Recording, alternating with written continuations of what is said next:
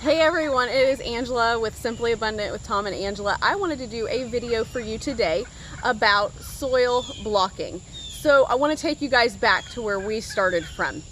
A few seasons back, we would start some things from seed, and we would buy other things from the big box store, and we would bring them and we would plant them. The things we started from seed, we never had any issues with pests. And then we would bring something in from the big box store, and we noticed almost instantly that pests were attacking not only the plant we just bought, but also the plants that we already had in our garden. So we kind of did a little putting two and two together, if you know what I mean. And we realized that we were inadvertently bringing pests into our garden through things we were buying from the big box store. Another thing we noticed was we were spending a small fortune, and it still wasn't enough plants to feed our family, and we're all about sustainability. So we, putting those two things together, we kind of realized that starting our own seeds was going to be a game changer for us.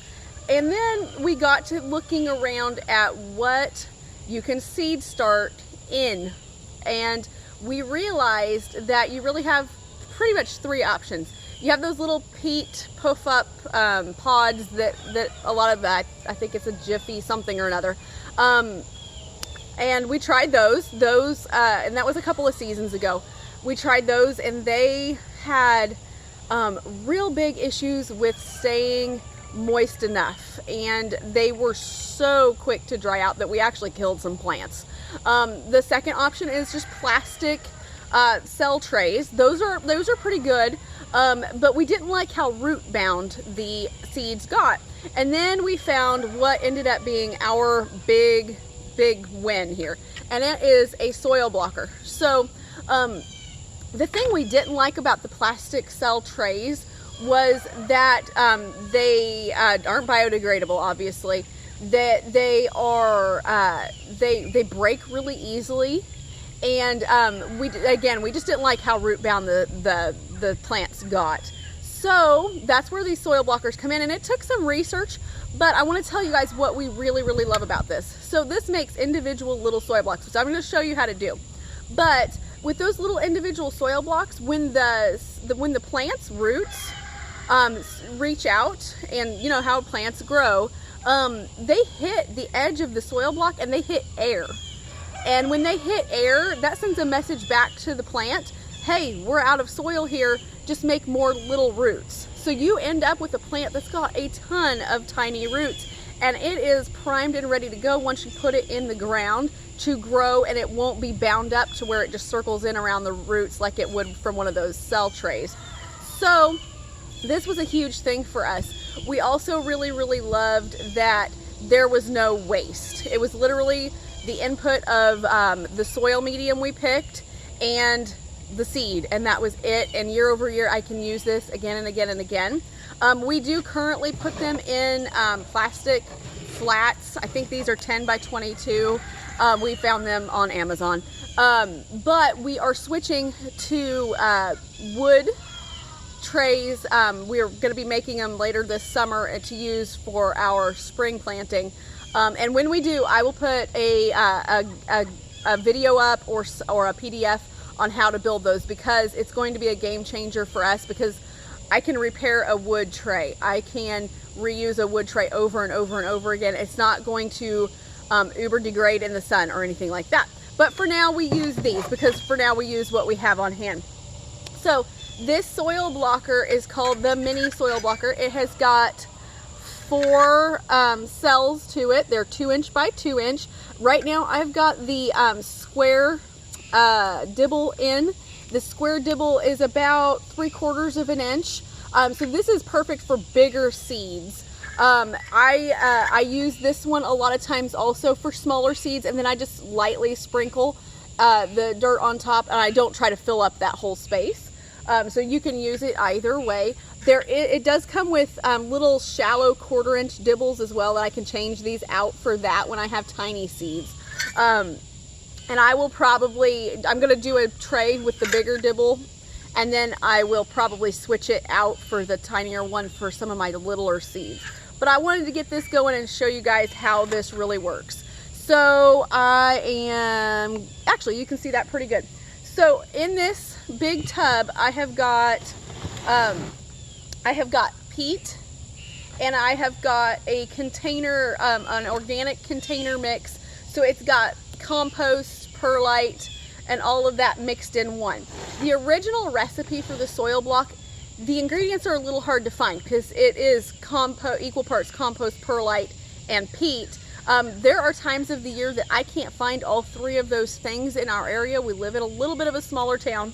So I've found that an organic container mix works really well. And then I also like to mix in a little extra peat. With doing this, you can do this by hand. If you're going to do a lot, you'll notice your hands really dry out. So many times I will use nitrile gloves that we keep around for beekeeping. They're just my preferred beekeeping glove. Or I will use my leather gloves. And the big thing with this is that you want to have your mix really wet. You want, when you squeeze it, for it to almost ooze water. That's going to be how it holds together the best. And I will get you guys to that point here in just a moment. So it takes a little bit of mixing. I like to mix it by hand.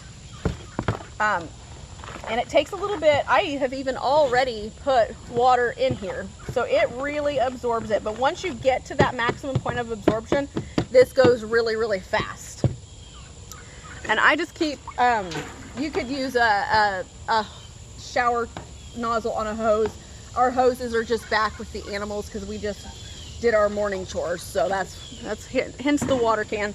I do like to, a lot of times if I am doing this in the spring, I will leave my water can out if it's going to rain a whole bunch, and I will just use rainwater that I collected for that. All right, we are starting to get here. And I like to mix up big batches of this and do all of my trays that I want to do at one time. And sometimes you'll find little twigs in your compost, that kind of thing. You can just toss those out. A lot of times they'll go into that soil blocker just fine. But you just find them at the bottom. So we are starting to get there. And I usually at some point just switch over to mixing with my hands, because it just gives you, it's kind of like mixing dough. You just get a better feel for how the hydration is. If any of you are bread makers like I am, you'll know exactly what I'm talking about. And so what I do is I just get it good and moist, and let me show you guys. So it is literally going to be oozing, and that is about when this is perfect. Now, if you wanted to and you had the time, you can, like I did this morning, I came out and I watered this in really good so it could start pre-absorbing. But this is just about perfect with that ooze when I squeeze coming out there. And so basically what you're wanting to do with this is you're wanting to push soil very securely in this, very firmly, and then you basically are filling it up by moving back and forth with it. And when you think you're about there, do it about 2 more times. That has been my learning curve thought for you guys, is just when you think you're there, do it 2 more times. And then see, it's really firmly in there. You can scrape the excess off with your hands. You can use your hands to press it a little bit more.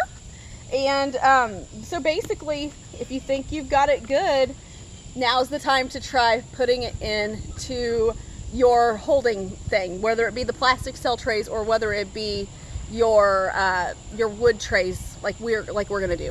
And it is really fun and easy because you literally just sit it here. Let me move this a little.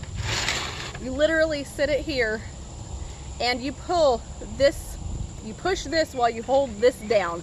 It kind of takes a little trial and error, but you are pushing and pulling at the same time, and boom, there's your soil blocks. And when you have done it correctly, they will hold up, and you could even pick them up and move them around. But as you guys can see, perfect little soil blocks that are ready for seeds. And so what I will do is I will make this whole 10 by 20 tray full of soil blocks. I believe, if I remember from springtime, it fit about 50 soil blocks, if I'm remembering correctly.